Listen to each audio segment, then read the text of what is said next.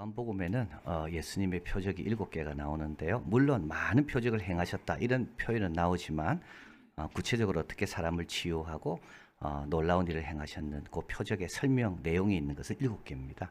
근데 이제 오늘 죽은 나사로를 살리시는 이제 이 내용은 마지막 표적입니다. 그리고 어떻게 보면 결론적인 것이며 또 표적의 절정입니다. 왜냐하면 요한복음의 주제인 이 생명에 대해서 말씀하고 있거든요. 5절에 의하면 예수님은 병이 들어 죽어가는 나사로 그 자매들을 사랑하셨다고 말합니다.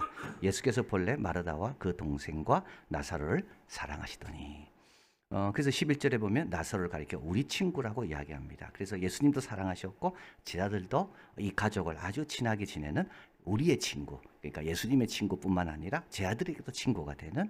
그래서 이들의 집은 베다니, 결국 예루살렘 한 3km 떨어져 있는 그 동네였기 때문에 예수님께서 예루살렘 오실 때마다 아마 이 집에 머물렀던 것 같아요. 그래서 이 집 식구들하고 예수님하고 또 제 아들하고는 아주 가까운 사이입니다.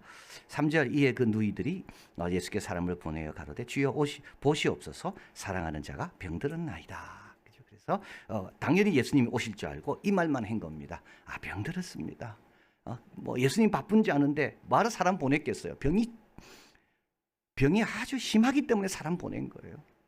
그래서 이 말만 하면 예수님이 알아서 오실 줄 알았어요. 사랑하는 자가 병들었으니까. 자, 그런데 예수님께서는 6절 나사로가 병들었다함을 들으십니다. 다 아십니다. 근데 계시던 곳에 이틀을 더 유하십니다. 여러분 이틀을 더 유하면 며칠이 될까요? 가는데 이틀 하면 4일이 됩니다. 7절 그 후에 제 아들이 이르되 유대로 다시 가자. 8절에 제 아들이 말하되 라삐어 방금도 유대인들이 돌로 치려 했는데 또 그리를 가려 하시나이까. 9절 10절 예수께서 대답하십니다. 낮이 12시가 아니냐. 사람이 낮에 다니면 세상에 빛을 보므로 실족하지 않는다. 지금은 낮의 시간이고 이 낮을 주신 이유는 보내신 이의 뜻을 행하라고 주셨기 때문에 우리가 가자. 자, 그래서 우리 예수님께서 우리 친구 나사로가 잠들었다 깨우러 가자. 그러니까 제 아들이 그러면 잠자면 그냥 깰 건데 왜 가야 됩니까? 14, 15절 예수께서 밝히 이르십니다. 나사로가 죽었다. 예수님 빨리 갔으면 살았을까요? 내가 거기 있지 아니한 것을 너희를 위하여 기뻐한다. 이는 너희의 믿게 하려 합니다. 이미 믿습니다.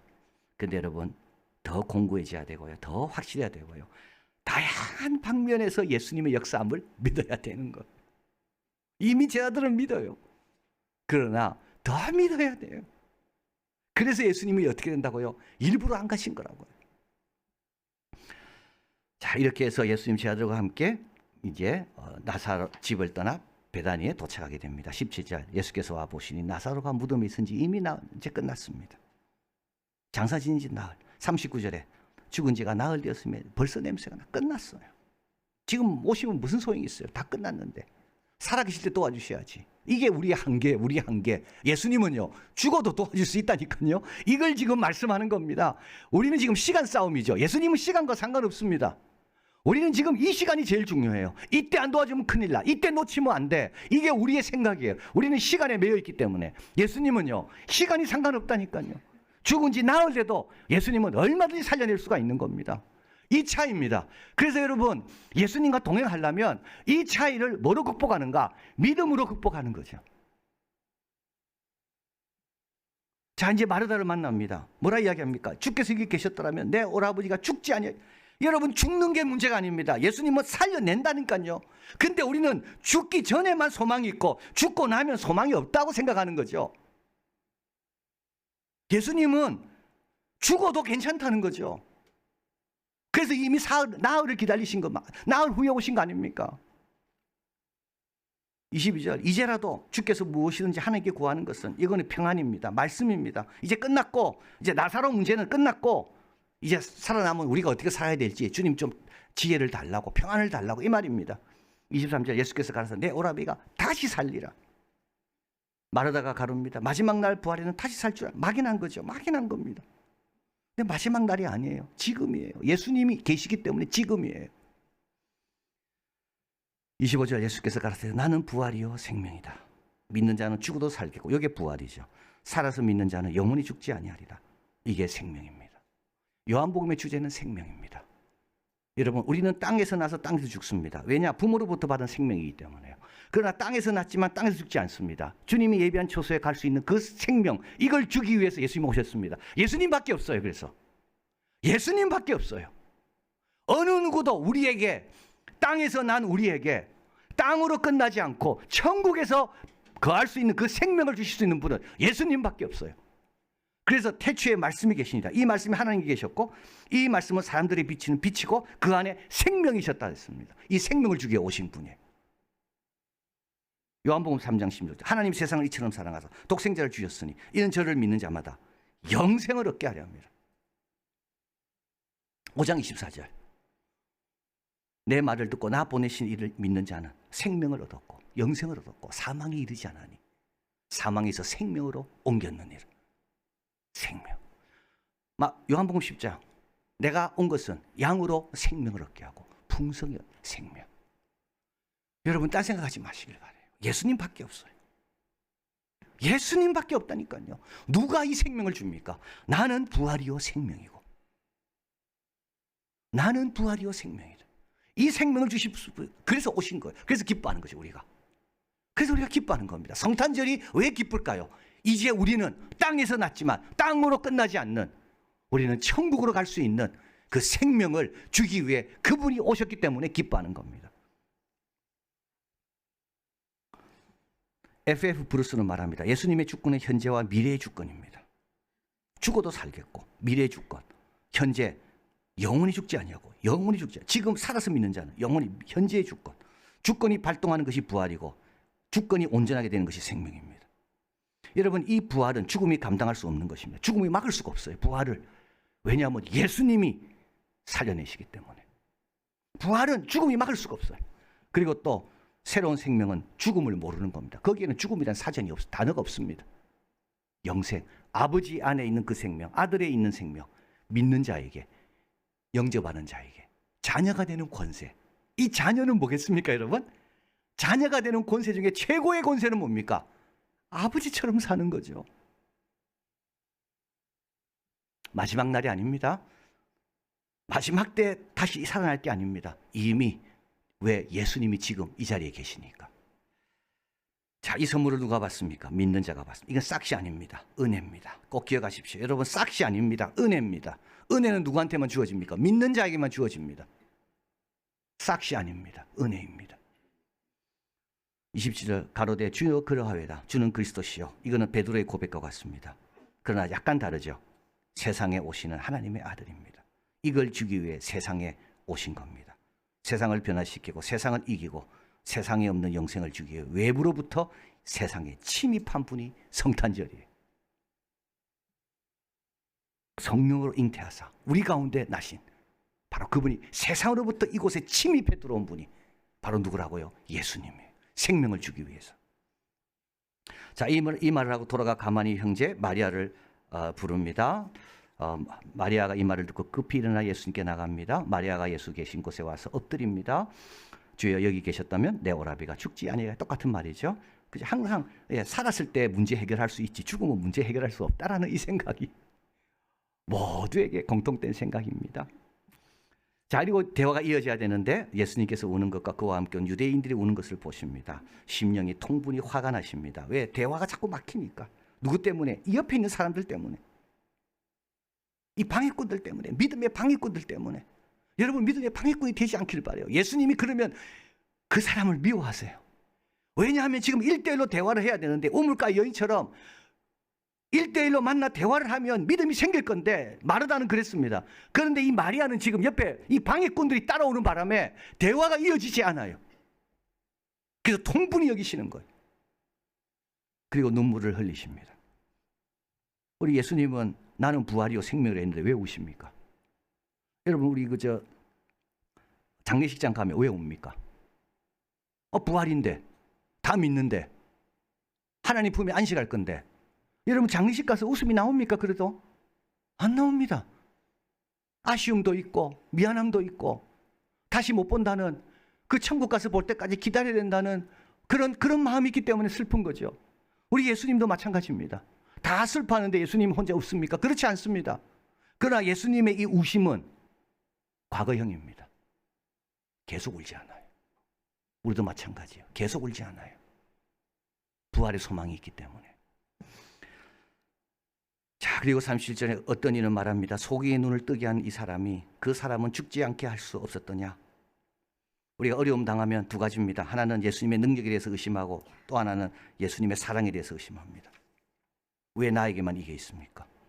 와 나를 이렇게 하십니까? 능력, 하나님 왜 막지 않으셨습니까? 왜 안 고쳐주십니까? 여러분 기억하십시오. 진짜 능력, 진짜 사랑은 죽고 난 다음에 보여주는 게 진짜 능력이고 진짜 사랑입니다.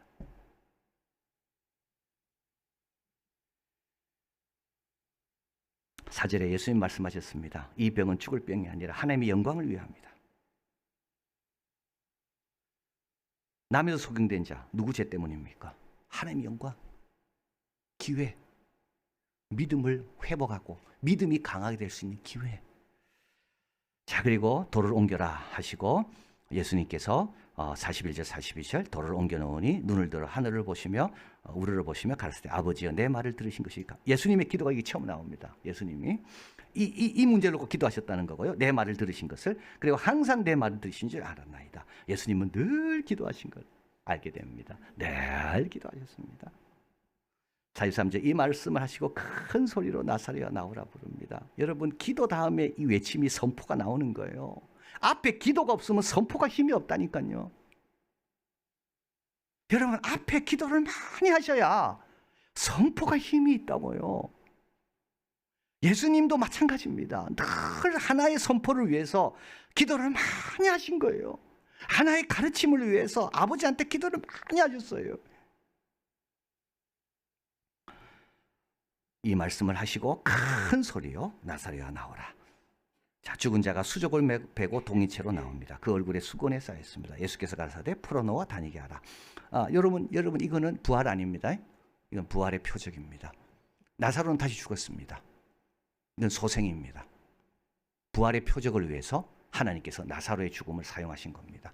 그래서 예수님 십자가 돌아가실 때 운명하신 다음에 무덤이 열리고 성도들이 몇 명이 일어나서 예루살렘에 들어가서 성도들에게 보여서 하나님께 영광 돌렸다, 이런 구절이 나오거든요. 그들은 부활 아닙니다. 나사로와 똑같습니다. 죽은 지 얼마 안 됐습니다. 그런데 우리 예수님께서 부활의 표적을 보이기 위해서 그들을 사용하신 거예요. 나사로도 마찬가지. 부활 때는 어떻게 됩니까? 예수님 부활하실 때는 무덤이 저절로요. 무덤에 방해가 없어요. 수건이 필요가 없어요. 새 몸이니까. 자, 45절 마리아에게 와서 예수의 하신 일을 보는 많은 유대인들이 믿고 46절 47절 이제는 더 이상 유대인들이 예수님을 둘 수가 없습니다. 왜냐하면 최고의 표적을 봤거든요. 나면서 소경된 자 창세 이후로 그런 일이 없었다 그래요. 그것도 놀랄 일인데 장사 지낸 지 나흘 돼서 시체에서 냄새가 나는 그 나사로를 살리신 예수님 가만둘 수가 없어요. 53절 이날로부터 저희가 예수를 죽이려고 모의하니라. 여러분 꼭 기억하십시오. 나사로가 병든 것은 예수님의 사랑 안에서가 아닙니다. 우리 친구입니다. 예수님이 사랑하는 자들입니다. 주님을 위해 헌신하고 희생하고 수고한 자들입니다. 제 아들이 올 때마다 베단이 그 집에 들려서 신세를 많이 진 그들입니다. 근데 그 집에 병이 생겨요. 누구 때문이 아니에요, 여러분. 하나님의 영광이에요. 그리고 그 때와 기하는 예수님이 제일 좋을 때 역사하시는 겁니다. 우리는 자꾸 내 능력과 모든 것이 한계가 많기 때문에 바로 이때 아니면 큰일 날 것 같지만 우리 예수님은 아닙니다. 다 갚아주실 거라니까요. 하루가 첫날처럼 다 갚아주신다고요. 이틀만 잘 지내도 2000날이 된다니까요, 여러분. 100일 손해가 아니라고요. 2000날만큼 값진 인생을 하나님께 살게 하신다고요. 여러분 너무 시간 가지고 힘들어하지도 마시고 조급해하지도 마시고, 그리고 또 주님이 시간 주셨는데도 낭비해서도 안 되는 거죠. 이 두 가지가 우리에게 늘 있어야 됩니다. 때가 나신데도 불구하고 게으름 피우면 안 되고요. 지금은 기다릴 때도 불구하고 기다리지 못하고 조급해서도 안 되는 거예요. 블룸 하르트는 말했습니다. 깨어 기다리십시오. 구원자가 오고 계십니다. 깨어 기다리십시오. 이것이 뭐고 우리의 삶이고 하나님을 섬기는 겁니다. 여러분 잘 기다리는 게 하나님 섬기는 겁니다. 기다림은 아무것도 하지 않는 것이 아닙니다. 기다림은 하나님 나라를 앞당기는 겁니다. 굉장히 강력하고 창조적인 행위가 기다리는 겁니다. 믿음을 가진 우리는 예수 그리스도의 미래 속에 살고 있습니다. 나는 부활이요 생명이니 죽어도 살겠고, 이 미래 속에 우리는 살고 있는 거죠. 살아서 믿는 자는 영원히 죽지 아니하리라. 이 미래 속에, 예수님의 영광 속에, 우리에게 오셔서 도와주시고 해결해 주실 그 영광의 미래 속에 누가 살고 있다고요? 믿는 자는 미래 속에 살고 있는 겁니다. 우리를 위해 오신 예수님, 이미 우리와 함께 하십니다. 그리고 예수님은 능력도 마음도 우리보다 훨씬 귀한 마음으로 오늘도 우리를 보고 계십니다. 여러분, 뜻이 이루어질 때까지 잘 기다리시고, 이게 하나님 섬기는 겁니다. 하나님께 영광 돌리는 길입니다. 주님이 주시는 그 결말을 꼭 보는 우리가 되길 바랍니다. 사랑의 하나님, 감사합니다. 사랑에도 병이 옵니다. 누구 죄 때문이 아닙니다. 하나님의 영광을 위해서입니다. 진리를 알지니 진리가 너희를 자유케 하리라. 하나님, 이런 모든 잘못된 생각들, 편견들, 그런 것에 자유로워지게 하시고, 오늘도 우리를 위해 오고 계시는 예수님, 이미 오신 예수님, 우리를 사랑하시며 전능하신 우리 예수님, 오늘도 그분은 죽어도 살겠고, 그것을 믿고 잘 기다려서 하나님 나라를 늘 경험하며, 그리고 예수님의 그 멋진 미래, 그 소망찬 미래, 활기찬 미래 속에 늘 살아가는 우리들이 되게 하여 주시옵소서. 예수 그리스도 이름으로 기도하옵나이다. 아멘.